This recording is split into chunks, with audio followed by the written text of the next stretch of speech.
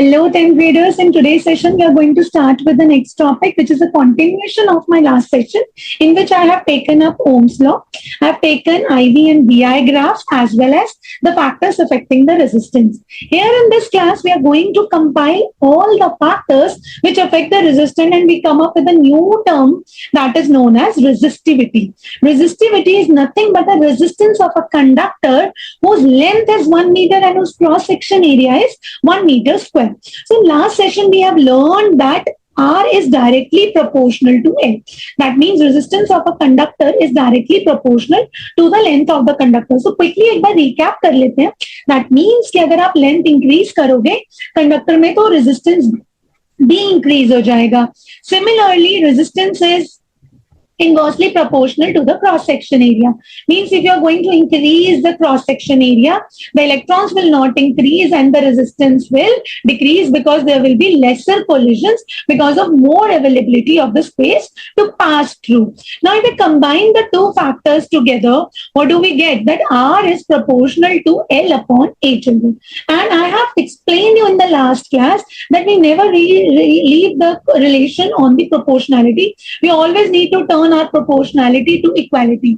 और जब भी हम proportionality को equality में turn करते हैं तब क्या होता है? We always get a constant quantity. और यहाँ पे जो हम constant quantity ले रहे हैं that is resistivity, and resistivity का जो symbol होता है वो होता है rho, right? So this symbol is known as rho, children. So when you compile it, तो आपके पास formula क्या हो जाएगा? आपके पास formula आ जाएगा R is equal to rho L by A. Right so अगर आप इसी को रीअरेंज करेंगे इसी फॉर्मूले को एंड आप रो का फॉर्मूला दैट मींस रेजिस्टिविटी का फॉर्मूला निकालेंगे सो you will get R times A upon N. Right R जब आपका A जब आप क्रॉस सेक्शन एरिया जब आपका लेफ्ट साइड में ट्रांसपोज होगा so it will come in the numerator R into A and L will come in the denominator that is N. Right children so resistivity का formula क्या हो जाएगा RA upon N.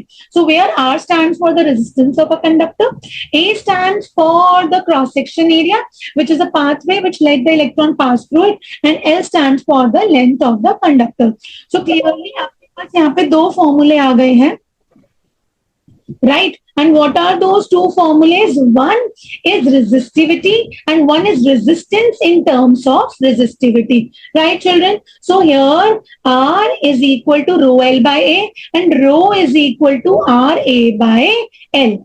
Right children so now we will understand. अब हम इसके definition से देखते हैं. डेफिनेशन मतलब ये सारे फैक्टर्स कंपाइल करके अगर हमें रेजिस्टिविटी को डिफाइन करना होगा, मीनिंग बताना होगा, तो how are we going to tell this? Right, resistivity of a substance is numerically equal to the resistance of the rod of that substance whose length is 1 meter and whose cross section area is 1 meter square. अब इसको simple से फॉर्मूले से समझो. आपके पास resistivity का formula है rho is equal to R into A upon N. Now what are you doing? You are going to put, आपने एक कंडक्टर लिया है जिसका cross section area 1 metre square है, जिसका लेंथ 1 मीटर है, तो आप A को किससे रिप्लेस कर देंगे? 1 से.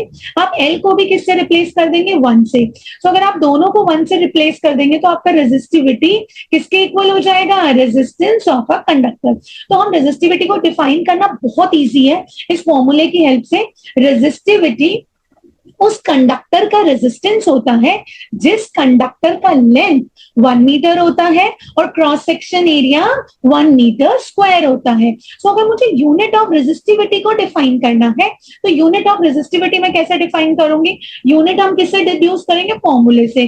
सो रेजिस्टिविटी का फॉर्मूला हमारे पास होता है R A upon L. Right children, so resistance का जो SI यूनिट होता है वो होता है O, और आपके पास जो क्रॉस सेक्शन एरिया का SI यूनिट होता है दैट इज मीटर स्क्वायर, और आपके पास जो लेंथ का क्रॉस सेक्शन एरिया लेंथ का यूनिट होता है दैट इज मीटर. सो अब आप इसको कैंसिल कर देंगे तो आपके पास यूनिट क्या बचेगी? ओम मीटर. सो रेजिस्टिविटी की यूनिट क्या हो गई बच्चा? ओम मीटर. तो रेजिस्टिविटी डिफाइन करना बहुत इजी है. आप रेजिस्टेंस बोलो या रेजिस्टिविटी बोलो, कंफ्यूज नहीं होना, ये एक ही चीज होती है. बट रेजिस्टिविटी को हम बेसिक उस कंडक्टर के लिए डिफाइन करते हैं जिसका लेंथ 1 मीटर होता है और cross section area 1 metre square. Right children, now let us solve few questions. हम इस पर कुछ क्वेश्चन सॉल्व करते हैं.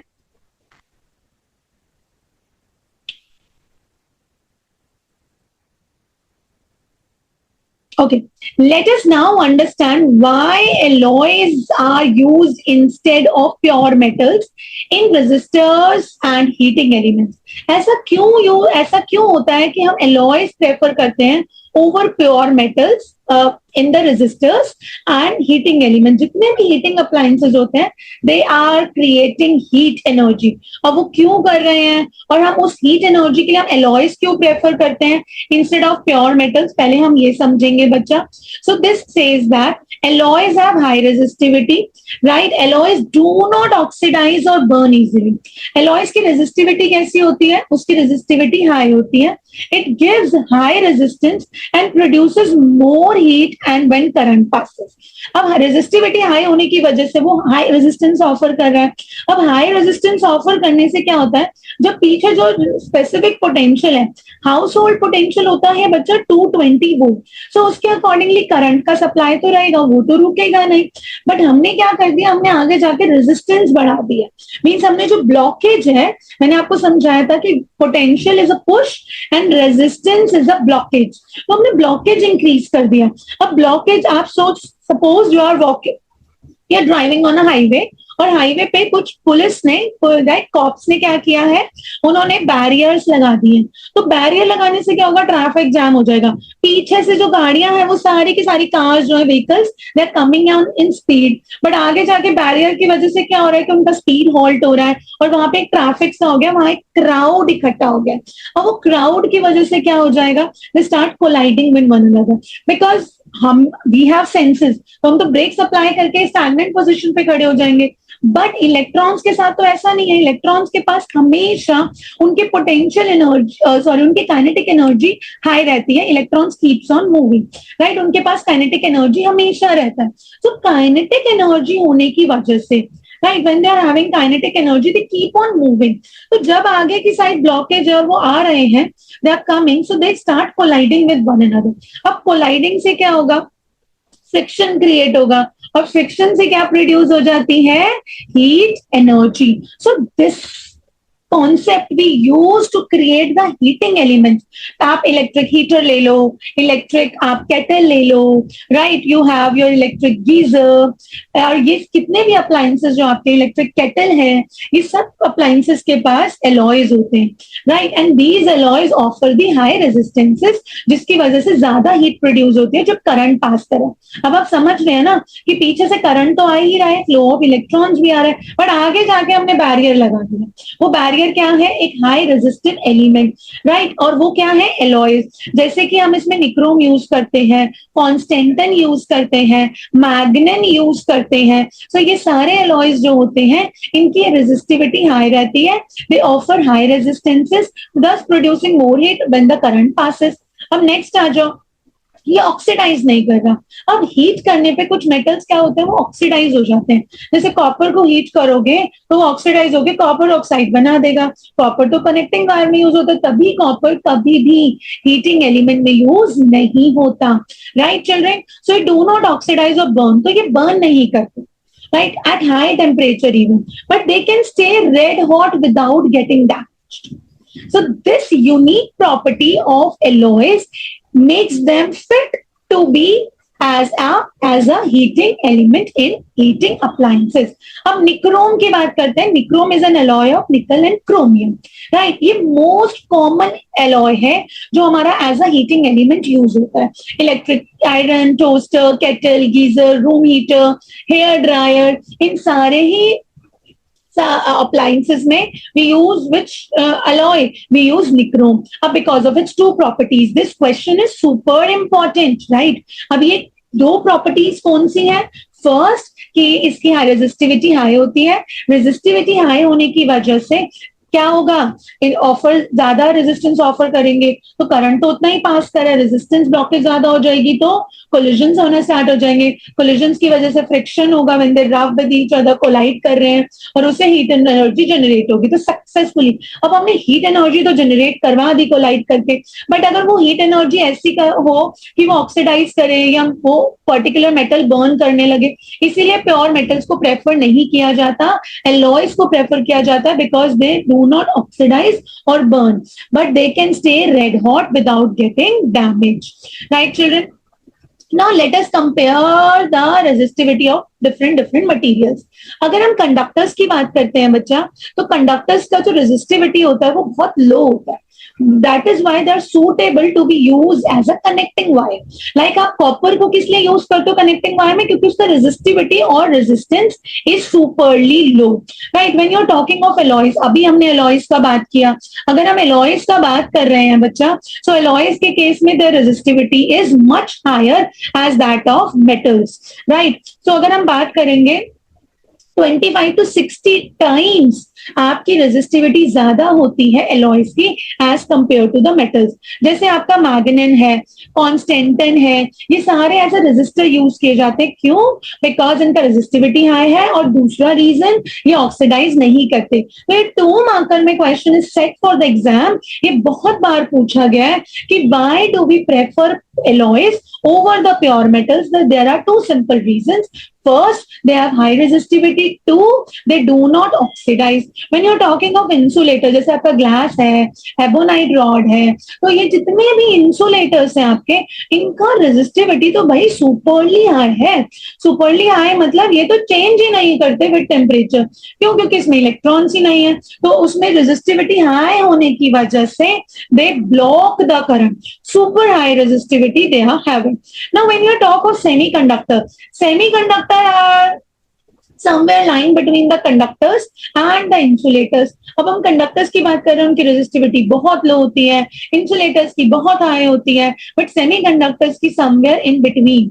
राइट, सेमीकंडक्टर्स जैसे कि आपका सिलिकॉन हो गया, जैसे कि आपका जर्मेनियम हो गया, आपके सोलर सेल पैनल्स हैं, आपके ट्रांजिस्टर्स हैं, ये सारे के सारे जो अप्लायंसेस हैं उसमें what do we use semiconductor, silicon chips use करते हैं, because the resistivity lies between metals and non-metal, neither too low nor too high, absolutely fit to be used in solar panels or in transistors. Right, so in the appliances which require less amount of current. Right, children? So this is what we have learned in resistivity. Now let us proceed towards the numerical. This numerical is a part of NCERT question.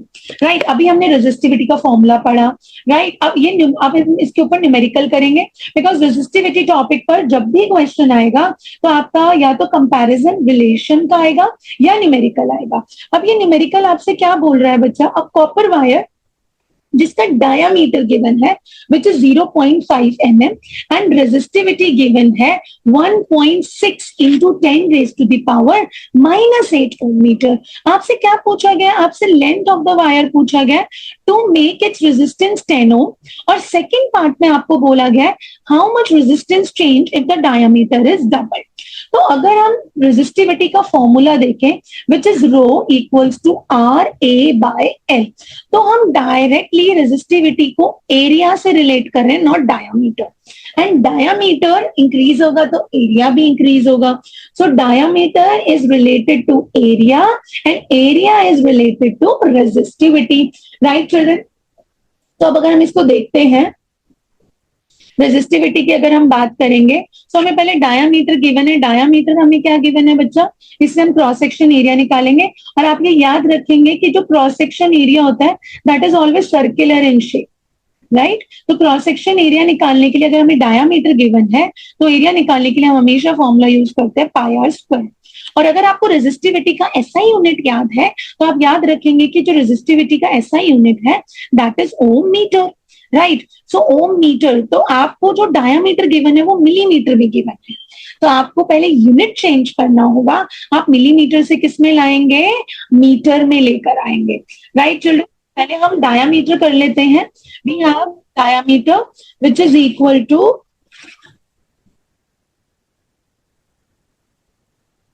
1 second.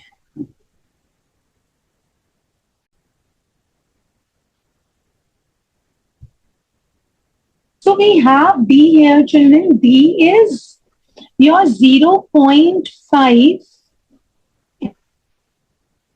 Right. So we have a diameter which is 0.5 mm, children. So for diameter, we will find out the radius by dividing it by 2. So we will get 0.25 mm. Right. So 1 millimeter is equals to 10 raised to the power minus 3 meters. So हम radius के लिए क्या करेंगे 0.25 into 10 raised to the power minus 3 meters. So अब हम cross section area निकालेंगे. Cross section area हमारा क्या हो जाएगा बच्चा pi are square which is equal to 22/7 into 0.25 into 10 raised to the power minus 3, right, whole square. Right, children? So we have 22/7 into 0.0625. 25 का square is 625 and we have placed the decimal also and 3 की power 2, right? Minus 3 की power 2, so power की power always gets multiplied, so you will get minus 6.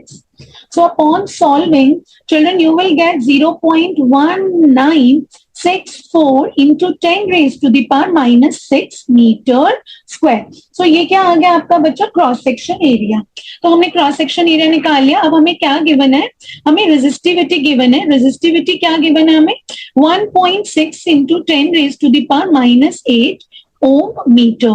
Along with that, we need to find out the length and we are provided with the resistance which is equal to 10 ohm. So using this formula, we can make out that L is equal to RA upon rho. ये हमने कैसे किया, हमने L को left में transpose कर दिया और रो को हम राइट में ले आए, तो डिनोमिनेटर में ले आए. तो रेजिस्टेंस क्या है बच्चों आपके पास, रेजिस्टेंस आपके पास है 10 ओम, राइट. आपके पास क्रॉस सेक्शन एरिया कितना आया है 0.1964 into 10 raised to the power minus 6 upon आपके पास रेजिस्टिविटी की क्या वैल्यू है 1.6 into 10 raised to the power minus 8. Right children. अब हम क्या करेंगे, जब भी आपके पास ऐसे क्वेश्चंस आते हैं आप सबसे पहले लॉ ऑफ एक्सपोनेंट यूज करेंगे, right. You will settle down all the values of 10. So when bases are same, they are in multiplication, power get added. Decimal को बाद में देखते हैं, पहले 10 को देख लेते हैं, right. 1 minus 6. They are in division, powers get subtracted. So minus minus will make it plus 8 upon 1.6 children, right. So what do you have? 1 minus 6 will give you minus 5. Minus 5 plus 8 will give you 10 raised to the power 3, right. And this is 0.1964 upon 1.6. So this will add 1 0 and this will be 10 raised to the power 4. So you are left with 1964 upon 16.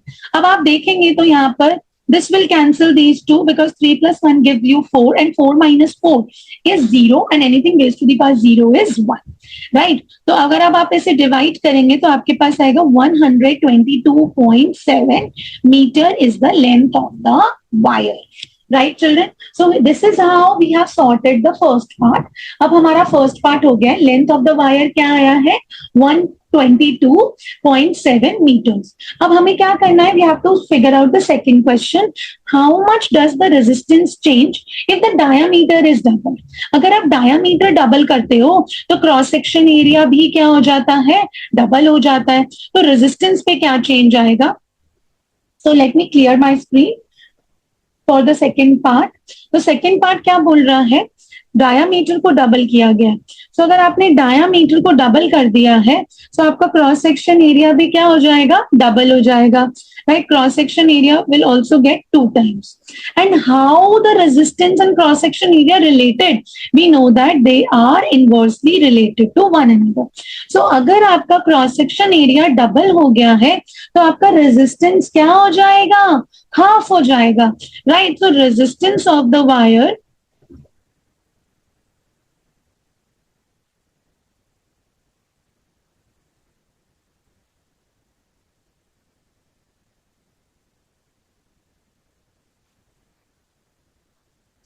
Now for the second part children, how much does the resistance change if the diameter is doubled?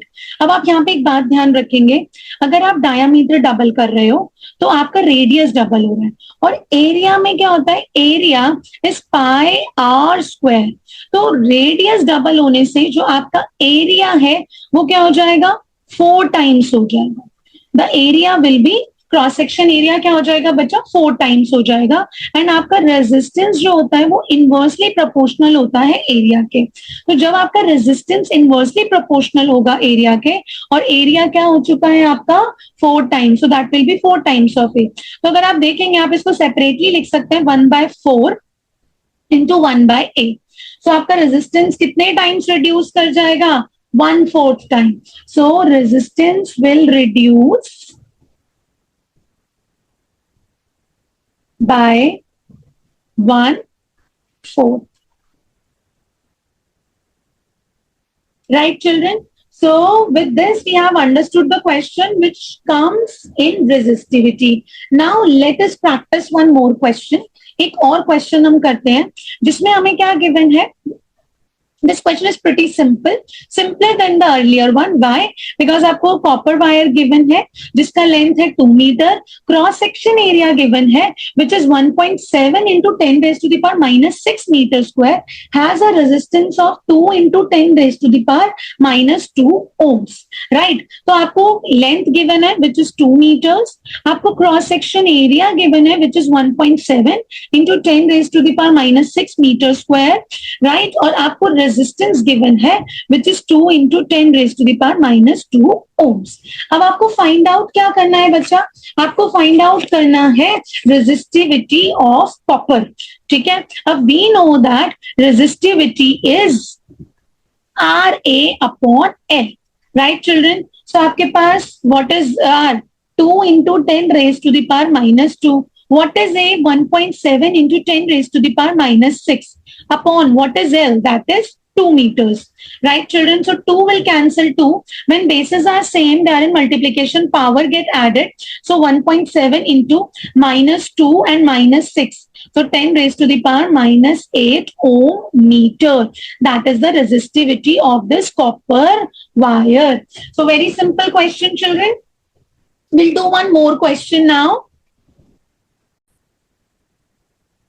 Beta, this question is very interesting question and this is very important as well. Why I am saying so? Because the previous questions we were solving, they were directly the value based, जिसमें आपको values given होती थी, आप values put करते हो और find out कर लेते हो। But ये question आपका relation पे based है, अगर आपको relations अच्छे से पता है तब आप ये question easily solve कर पाएंगे। So the question says that a 6 ohm resistance wire is doubled up by folding. Calculate the new resistance of the wire. तो आपके पास एक 6 ओम की रेजिस्टेंस वायर है जिसको आपने डबल कर दिया फोल्ड करने से। तो whole crux of the question lies here children. अगर आप डबल कर रहे हो, राइट, आपके पास एक वायर है, आपने उसको फोल्ड करके डबल कर दिया, सो दैट मीन्स आपने दो चीजें की हैं। What have you done? You have reduced the length by half. तो if let's say the length of the 6 ohm resistance wire be L, let's say the cross section area of 6 ohm resistance wire be capital A, right children? अब length क्या है, length आपका double करने से क्या हो गया, अब यहाँ पे आप क्या कर रहे हैं, आप डबल कर रहे हैं, और डबल करने से आपका लेंथ क्या हो गया, न्यू एल जो हो गया वो आपका क्या हो गया, L/2, और जो आपका न्यू ए हो जाता है that will double up, because पहले क्रॉस सेक्शन एरिया ये था, अब ये और ये मिला के आपका क्रॉस सेक्शन एरिया, तो आपका क्रॉस सेक्शन एरिया भी क्या हो गया बेटा, 2A हो गया, डबल हो गया, राइट। सो अब हमें क्या बोला गया है, रेजिस्टेंस, न्यू रेजिस्टेंस निकालेंगे आप डबल्ड वायर का।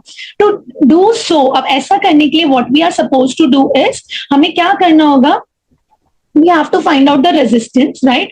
हम पहले दोनों R की वैल्यू निकाले थे, एक R की वैल्यू हमें गिवन है, to find out the comparison we always need to divide, right? Compare करने के लिए हमेशा हमें डिवाइड करना होता है। तो अब हम क्या करेंगे, हमारे पास let 6 ohm resistance wire have length L and cross section area BA। ठीक है बच्चों, तो हमारे पास लेंथ क्या आ गई L और क्रॉस सेक्शन एरिया क्या आ गया, A आ गया। अब आपके पास R का फॉर्मूला क्या होता है, रो L/A।